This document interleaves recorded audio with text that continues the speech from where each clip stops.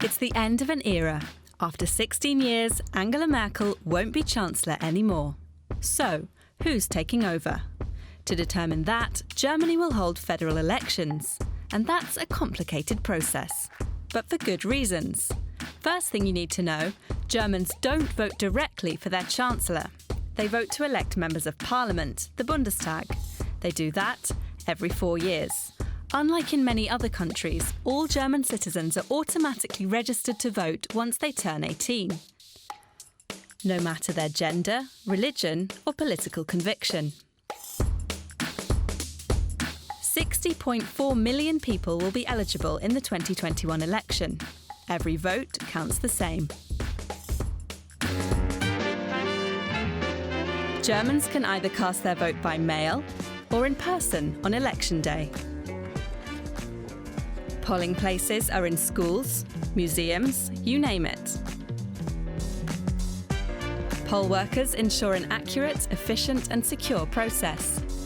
Wir sind sehr zuständigkeitsorientiert. Und ich glaube, wir sind bei Wahlen extrem penibel. Also es wird im Wahlverzeichnis genau nachgehakt, ob Sie auch die Person sind, die da wählen kann. Once that's checked, the voter is good to go. But there are rules. Voting happens alone. No one else sees what happens inside the voting booth or which boxes on the ballot are checked. And no one is permitted to influence the voter's choice. Curtains closed, no selfies allowed. On the ballot, there is not just one box to check, but two.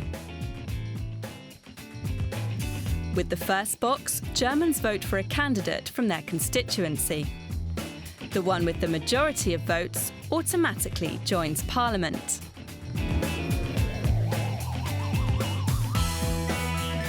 With the second box, voters choose a political party. This second vote determines the overall percentage each party gets in the Bundestag, Germany's federal parliament.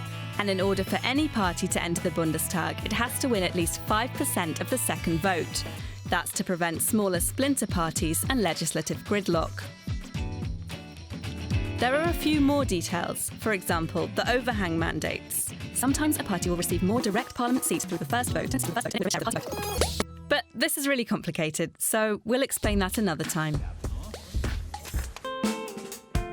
At 6 p.m. on election day, the first exit polls are announced.